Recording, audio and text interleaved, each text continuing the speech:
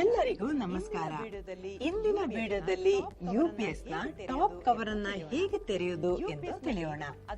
UPS ನಲ್ಲಿ ಅದರ ಪ್ರತ್ಯೇಕ ಟ್ರಾನ್ಸ್ಫಾರ್ಮರ್ಗಳು, ಯುಪಿಎಸ್ ಟ್ರಾನ್ಸ್ಫಾರ್ಮರ್ ಮತ್ತು ವಿವಿಧ ಸರ್ಕ್ಯೂಟ್ ಬೋರ್ಡ್ ಗಳನ್ನ ಗುರುತಿಸಿ ಉದ್ದೇಶಗಳು. ಈ ವಿಡಿಯೋದ ಕೊನೆಯಲ್ಲಿ ನೀವು ಮಾಡಲು ಸಾಧ್ಯವಾಗುವುದು: 1. ಕಂಪ್ಯೂಟರ್ ಯುಪಿಎಸ್ ನಲ್ಲಿ ಪ್ರಮುಖ ವಿಭಾಗವನ್ನ ಗುರುತಿಸುವುದು. 2. ಕಂಪ್ಯೂಟರ್ ಯುಪಿಎಸ್ ನಲ್ಲಿ ಸಾಮಗ್ರಿ ಹಾಗೂ ಸಲಕರಣೆಗಳನ್ನ ಈ ಪ್ರಯೋಗವನ್ನ ಮಾಡಲು ಬೇಕಾಗುವ ಸಾಮಗ್ರಿ ಹಾಗೂ ಸಲಕರಣೆಗಳನ್ನ ಸಂಗ್ರಹಿಸೋಣ. 50 volt ampere 1 set. Computer UPS 650 volt ampere 1 set. ಕಾರ್ಯ 1. Trainee stool kit 1 set. ವಿಭಾಗಗಳ ಗುರುತಿಸುವಿಕೆ. ವಿಧಾನ ಕಾರ್ಯ 1. ಕಂಪ್ಯೂಟರ್ ಯುಪಿಎಸ್ ನಲ್ಲಿ ಪ್ರಮುಖ ವಿಭಾಗಗಳ ಗುರುತಿಸುವಿಕೆ ಮಾಡಿ ಮತ್ತು ಕಂಪ್ಯೂಟರ್. ಹಂತ 1. ಪೆರಿಫೆರಲ್ಸ್ ವಿದ್ಯುತ್ ಮೂಲದಿಂದ ಯುಪಿಎಸ್ ಘಟಕವನ್ನು ಅನ್ಪ್ಲಗ್ ಮಾಡಿ ಮತ್ತು ಕಂಪ್ಯೂಟರ್, ಮಾನಿಟರ್ ಮತ್ತು ಪೆರಿಫೆರಲ್ಸ್ ಸೇರಿದಂತೆ ಯಾವುದೇ ಸಂಪರ್ಕಿತ ಸಾಧನಗಳನ್ನು ಸಂಪರ್ಕವನ್ನ ಕಡಿತಗೊಳಿಸಿ. ಯುಪಿಎಸ್ ಅನ್ನು ಆಫ್ ಮಾಡಲಾಗಿದೆ ಮತ್ತು ಅದಕ್ಕೆ ಯಾವುದೇ ಸಕ್ರಿಯ ವಿದ್ಯುತ್ ಮೂಲಗಳು ಸಂಪರ್ಕಗೊಂಡಿಲ್ಲ ಎಂದು ಖಚಿತಪಡಿಸಿಕೊಳ್ಳಿ. ಹಂತ 3. ಹಂತ 2. ಸೈಡ್ ಪ್ಯಾನೆಲ್ ನಲ್ಲಿರುವ ಸ್ಕ್ರೂಗಳನ್ನು ತೆಗೆದುಹಾಕಿ ಮತ್ತು ಯುಪಿಎಸ್ ಘಟಕವನ್ನು ತೆರೆಯಿರಿ. ಹಂತ 3. ಆವರಣ ತೆರೆದ ನಂತರ ಯುಪಿಎಸ್ ಘಟಕದ ಒಳಗೆ ಬ್ಯಾಟರಿ ವಿಭಾಗವನ್ನು ಪತ್ತೆ ಮಾಡಿ. ಬ್ಯಾಟರಿ ಕ್ಯಾಪ್, ಫುಲ್ ಔಟ್ ಅಥವಾ ಬ್ಯಾಟರಿ ಟರ್ಮಿನಲ್ ಕನೆಕ್ಟರ್ ಗಳನ್ನು ತೆಗೆದುಹಾಕಿ ಮತ್ತು ಬ್ಯಾಟರಿಯನ್ನು ಹೊರತೆಗೆಯಿರಿ. ಸಿಪಿಯು ಕೇಸ್ ತೆರೆಯುವ ಮೊದಲು ಇಎಸ್ಡಿ ಪವರ್ ಅನ್ನು ಹೊರಹಾಕಲು ಕ್ಯಾಬಿನೆಟ್ ಹೊರಕವರ್ ಅನ್ನು ಸ್ಪರ್ಶಿಸಿ. ಹಂತ 4. ವೈರಿಂಗ್ ಗಳನ್ನು ಗಮನಿಸಿ ಮತ್ತು ಸರ್ಕ್ಯೂಟ್ ಬೋರ್ಡ್ ಅನ್ನು ಎಚ್ಚರಿಕೆಯಿಂದ ಮೇಲಕ್ಕೆತ್ತಿ. Micro controller. ಹಂತ 5. ಯುಪಿಎಸ್ ನಲ್ಲಿ ಪ್ರಮುಖ ವಿಭಾಗವನ್ನು ಕಂಡುಹಿಡಿಯಿರಿ ಮತ್ತು ಅವಲೋಕನಗಳನ್ನು ಗಮನಿಸಿ. Serial number 1. Major sections in UPS. Microcontroller. Description. UPS ನ ಒಟ್ಟಾರೆ ಕಾರ್ಯಾಚರಣೆಯನ್ನು ನಿಯಂತ್ರಿಸಲು ಮೈಕ್ರೋ ಕಂಟ್ರೋಲರ್ ಕಾರಣವಾಗಿದೆ. ಯುಪಿಎಸ್ ಘಟಕದಲ್ಲಿನ ಇದು input power monitoring, battery charging ಮತ್ತು ಡಿಸ್ಚಾರ್ಜ್ ಇನ್ವರ್ಟರ್ ಕಾರ್ಯಾಚರಣೆ ಮತ್ತು ಲೋಡ್ ನಿರ್ವಹಣೆಯಂತಹ ಕಾರ್ಯಗಳನ್ನ ಇದು ನೋಡಿಕೊಳ್ಳುತ್ತದೆ. ಮತ್ತಷ್ಟು ಪ್ರಕ್ರಿಯೆಗೆ. ನಂಬರ್ 2. ಟ್ರಾನ್ಸ್ಫಾರ್ಮರ್. ಯುಪಿಎಸ್ ಘಟಕದಲ್ಲಿನ ಇನ್ಪುಟ್ ಟ್ರಾನ್ಸ್ಫಾರ್ಮರ್ ಯುಪಿಎಸ್ ಅನ್ನ ಇನ್ಪುಟ್ ಪವರ್ ಮೂಲದಿಂದ ಪ್ರತ್ಯೇಕಿಸಲು ಕಾರಣವಾಗಿದೆ. ಉದಾಹರಣೆಗೆ, ಮುಖ್ಯ ಉಪಯುಕ್ತತೆ ಶಕ್ತಿ. ಇದು ಯುಪಿಎಸ್ ವ್ಯವಸ್ಥೆಯೊಳಗೆ ಮತ್ತಷ್ಟು ಪ್ರಕ್ರಿಯೆಗೆ ಸೂಕ್ತವಾದ ಮಟ್ಟಕ್ಕೆ ಮುಕ್ತ ಪೂರೈಕೆಯಿಂದ ವೋಲ್ಟೇಜ್ ಅನ್ನು ಕಡಿಮೆ ಮಾಡುತ್ತದೆ. ನಂಬರ್ 3. ಬ್ಯಾಟರಿ. ಯುಪಿಎಸ್ ಸಿಸ್ಟಮ್ಗಳಲ್ಲಿನ ಬ್ಯಾಟರಿಗಳ ಪ್ರಾಥಮಿಕ ಕಾರ್ಯವೆಂದರೆ ಮುಖ್ಯ ಉಪಯುಕ್ತತೆಯ ಶಕ್ತಿ ವಿಫಲವಾದಾಗ ಅಥವಾ ವೋಲ್ಟೇಜ್ ಸ್ಟಾಕ್ಗಳು, ಉಲ್ಬಣಗಳು ಮತ್ತು ಸ್ಥಗಿತಗಳಂತಹ ಅಡಚಣೆಗಳನ್ನ ಅನುಭವಿಸಿದಾಗ ಬ್ಯಾಕಪ್ ಶಕ್ತಿಯನ್ನು ಒದಗಿಸುವುದು. Number 4. Switching circuit. Switching circuit inverter ನ ಕಾರ್ಯಾಚರಣೆಯನ್ನು ನಿಯಂತ್ರಿಸುತ್ತದೆ. ಇದು ವಿದ್ಯುತ್ ನಿಲುಗಡೆ ಸಮಯದಲ್ಲಿ ಸಂಪರ್ಕಿತ ಲೋಡ್ ಗಳನ್ನು ಪೂರೈಸಲು ಬ್ಯಾಟರಿಯಿಂದ ಡಿಸಿ ಪವರ್ ಅನ್ನ ಎಸಿ ಪವರ್ ಆಗಿ ಪರಿವರ್ತಿಸುತ್ತದೆ. ಹಂತ 2. ತೋರಿಸಿರುವಂತೆ ಸರ್ಕ್ಯೂಟ್ ಬೋರ್ಡ್ ನಲ್ಲಿ ಪಟ್ಟಿ ಮಾಡಲಾದ ಕಾರ್ಯ 2. ಕಂಪ್ಯೂಟರ್ ಯುಪಿಎಸ್ ನಲ್ಲಿ ಬಳಸುವ ಘಟಕಗಳ ಗುರುತಿಸುವಿಕೆ. ಯುಪಿಎಸ್ ಅಡೆತಡೆ ಇಲ್ಲದ. ಹಂತ 1.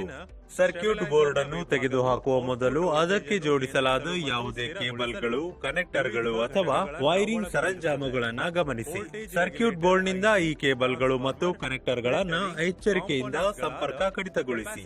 ಹಂತ 2. ತೋರಿಸಿರುವಂತೆ ಸರ್ಕ್ಯೂಟ್ ಬೋರ್ಡ್ ನಲ್ಲಿ ಪಟ್ಟಿ ಮಾಡಲಾದ ಘಟಕಗಳನ್ನ ಗುರುತಿಸಿ. Serial number 1, name of the section, stabiliser section. UPS ಅಡೆತಡೆ ಇಲ್ಲದ ವಿದ್ಯುತ್ ಸರಬರಾಜಿನ ಸ್ಟೆಬಿಲೈಸರ್ ನ ವಿಭಾಗವು ಔಟ್ಪುಟ್ ವೋಲ್ಟೇಜ್ ಅನ್ನು ನಿಯಂತ್ರಿಸಲು ಮತ್ತು ಸ್ಥಿರಗೊಳಿಸಲು ವಿವಿಧ ಘಟಕಗಳನ್ನು ಒಳಗೊಂಡಿರುತ್ತದೆ. Voltage regulator, IC, transformer, filtering components ಗಳಾದ ಕೆಪಾಸಿಟರ್ಗಳು ಮತ್ತು ಇಂಡಕ್ಟರ್ಗಳು ಸ್ಟೆಬಿಲೈಸರ್ ನ ವಿಭಾಗದ ಘಟಕವಾಗಿವೆ. ಸ್ವಿಚ್ ಅನ್ನು ನಿಯಂತ್ರಿಸಲು number 2, on or off relay. UPS ಅನ್ನು ಆನ್ ಮಾಡಿದಾಗ ಯುಪಿಎಸ್ ನಿಂದ ಸಂಪರ್ಕಿತ ಸಾಧನಗಳಿಗೆ ವಿದ್ಯುತ್ ಹರಿಯುವಂತೆ ಮಾಡಲು ಆನ್ ಅಥವಾ ಆಫ್ ರಿಲೇಯನ್ನು ಸಕ್ರಿಯಗೊಳಿಸಲಾಗುತ್ತದೆ. ಇದಕ್ಕೆ ವಿರುದ್ಧವಾಗಿ ಯುಪಿಎಸ್ ಅನ್ನು ಆಫ್ ಮಾಡಿದಾಗ ಆನ್ ಅಥವಾ ಆಫ್ ರಿಲೇಯನ್ನು ನಿಷ್ಕ್ರಿಯಗೊಳಿಸಲಾಗುತ್ತದೆ. ಲೋಡ್ಗೆ ವಿದ್ಯುತ್ ಸರಬರಾಜನ್ನ ಕಡಿತಗೊಳಿಸುತ್ತದೆ. Number 3, PWM IC. Inverter circuit ನಲ್ಲಿ ಪವರ್ ಟ್ರಾನ್ಸಿಸ್ಟರ್ ಗಳ ಸ್ವಿಚ್ ಅನ್ನು ನಿಯಂತ್ರಿಸಲು PWM IC pulse width modulated signal ಗಳನ್ನು ಉತ್ಪಾದಿಸುತ್ತದೆ. ದ್ವಿದಳ ಧಾನ್ಯಗಳ ಅಗಲವನ್ನ ಬದಲಿಸುವ ಮೂಲಕ ಪಿಡಬ್ಲ್ಯೂಎಂ ಐಸಿ ಸಂಪರ್ಕಿತ ಲೋಡ್ ನ ಅವಶ್ಯಕತೆಗಳನ್ನು ಹೊಂದಿಸಲು ಇನ್ವರ್ಟರ್ ನ ಔಟ್ಪುಟ್ ವೋಲ್ಟೇಜ್ ಮತ್ತು ಆವರ್ತನವನ್ನು ನಿಯಂತ್ರಿಸುತ್ತದೆ. Number 4, control section. ಸಂಪರ್ಕಿತ ಲೋಡ್ಗಾಗಿ ಬ್ಯಾಟರಿಯಿಂದ ಎಸಿ ಪವರ್ಗೆ ಡಿಸಿ ಪವರ್ ಅನ್ನ ಪರಿವರ್ತಿಸುವ ಜವಾಬ್ದಾರಿಯುತ ಇನ್ವರ್ಟರ್ ಸರ್ಕ್ಯೂಟ್ರಿಯನ್ನ ನಿಯಂತ್ರಣ ವಿಭಾಗವು ನಿರ್ವಹಿಸುತ್ತದೆ. ಇದು ಔಟ್ಪುಟ್ ವೋಲ್ಟೇಜ್ ಮತ್ತು ಆವರ್ತನವನ್ನ ನಿಯಂತ್ರಿಸಲು ಇನ್ವರ್ಟರ್ ನಲ್ಲಿ ವಿದ್ಯುತ್ ಟ್ರಾನ್ಸಿಸ್ಟರ್ಸ್ಗಳು ಅಥವಾ ಇತರ ಸಾಧನಗಳ ಸ್ವಿಚಿಂಗ್ ಅನ್ನು ನಿಯಂತ್ರಿಸುತ್ತದೆ.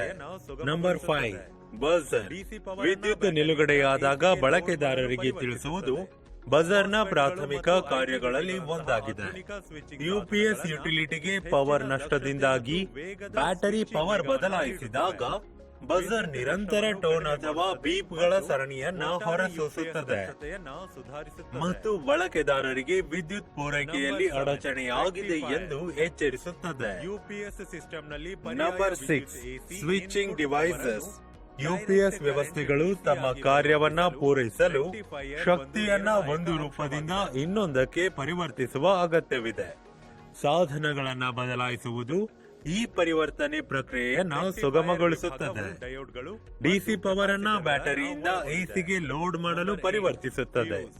ಮಾಸ್ಫೆಟ್ ಗಳು ಮತ್ತು ಐಜಿಬಿಟಿಗಳಂತಹ ಆಧುನಿಕ ಸ್ವಿಚಿಂಗ್ ಸಾಧನಗಳನ್ನ ಹೆಚ್ಚಿನ ದಕ್ಷತೆ ಮತ್ತು ವೇಗದ ಸ್ವಿಚಿಂಗ್ ವೇಗವನ್ನ ನೀಡುತ್ತವೆ. ವಿದ್ಯುತ್ ನಷ್ಟವನ್ನು ಕಡಿಮೆ ಮಾಡುತ್ತದೆ ಮತ್ತು ಒಟ್ಟಾರೆ ಯುಪಿಎಸ್ ದಕ್ಷತೆಯನ್ನ ಸುಧಾರಿಸುತ್ತದೆ. Number 7, rectifier. ಯುಪಿಎಸ್ ಸಿಸ್ಟಮ್ ನಲ್ಲಿ ಪರ್ಯಾಯ ವಿದ್ಯುತ್ ಎಸಿ ಇನ್ಪುಟ್ ಪವರ್ ಅನ್ನು ಡೈರೆಕ್ಟ್ ಕರೆಂಟ್ ಡಿಸಿ ಆಗಿ ಪರಿವರ್ತಿಸಲು ರೆಕ್ಟಿಫೈಯರ್ ಒಂದು ನಿರ್ಣಾಯಕ ಅಂಶವಾಗಿದೆ. ಹೊರತುಪಡಿಸಿ ಬಾಹ್ಯ ಎಸಿ ವಿದ್ಯುತ್ ಮೂಲದಿಂದ ಯುಪಿಎಸ್ ಅನ್ನ ಚಾಲಿತಗೊಳಿಸಲು ಅನುಮತಿಸುತ್ತದೆ. ರೆಕ್ಟಿಫೈಯರ್ ವಿಭಾಗವು ಡಯೋಡ್ಗಳು ಮತ್ತು ಕೆಪಾಸಿಟರ್ಗಳನ್ನು ಒಳಗೊಂಡಿದೆ. Number 8, fuse. Utility power source ನಿಂದ ಉಂಟಾಗುವ ಅತಿ ಪ್ರವಾಹದಿಂದ ರಕ್ಷಿಸಲು ಯುಪಿಎಸ್ ನ ಇನ್ಪುಟ್ ಬದಿಯಲ್ಲಿ ಫ್ಯೂಸ್ ಗಳನ್ನ ಹೆಚ್ಚಾಗಿ ಇರಿಸಲಾಗುತ್ತದೆ. ಈ ಫ್ಯೂಸ್ ಗಳು ಶಾರ್ಟ್ ಸರ್ಕ್ಯೂಟ್ಗಳು, ಓವರ್ಲೋಡ್ಗಳು ಅಥವಾ ಬಾಹ್ಯ ವಿದ್ಯುತ್ ಸರಬರಾಜಿನಲ್ಲಿ ಇತರ ದೋಷಗಳಿಂದ ಉಂಟಾಗುವ ಅತಿಯಾದ ಪ್ರವಾಹಗಳಿಂದ ಯುಪಿಎಸ್ ಮತ್ತು ಸಂಪರ್ಕಿತ ಲೋಡ್ಗಳನ್ನ ರಕ್ಷಿಸುತ್ತವೆ. Number 9, AC auxiliary input. UPS ಘಟಕದಲ್ಲಿನ ಎಸಿ ಆಕ್ಸಿಲರಿ ಇನ್ಪುಟ್ ಹೆಚ್ಚುವರಿ ಇನ್ಪುಟ್ ಪೋರ್ಟ್ ಅನ್ನ ಸೂಚಿಸುತ್ತದೆ. ಇದು ಪ್ರಾಥಮಿಕ ಉಪಯುಕ್ತತೆಯ ಗ್ರಿಡ್ ಅನ್ನ ಹೊರತುಪಡಿಸಿ ಬಾಹ್ಯ ಎಸಿ ವಿದ್ಯುತ್ ಮೂಲದಿಂದ ಯುಪಿಎಸ್ ಅನ್ನ ಚಾಲಿತಗೊಳಿಸಲು ಅನುಮತಿಸುತ್ತದೆ. ರೀಕ್ಯಾಪ್. ಈ ವಿಡಿಯೋದಲ್ಲಿ ನಾವು ಚರ್ಚಿಸಿರೋದು: 1, ಕಂಪ್ಯೂಟರ್ ಯುಪಿಎಸ್ ನಲ್ಲಿ ಪ್ರಮುಖ ವಿಭಾಗವನ್ನ ಗುರುತಿಸುವುದು. 2, ಕಂಪ್ಯೂಟರ್ ಯುಪಿಎಸ್ ನಲ್ಲಿ ಬಳಸುವ ಘಟಕಗಳನ್ನ ಗುರುತಿಸುವುದು. ವೀಕ್ಷಿಸಿದ್ದಕ್ಕೆ ಧನ್ಯವಾದಗಳು.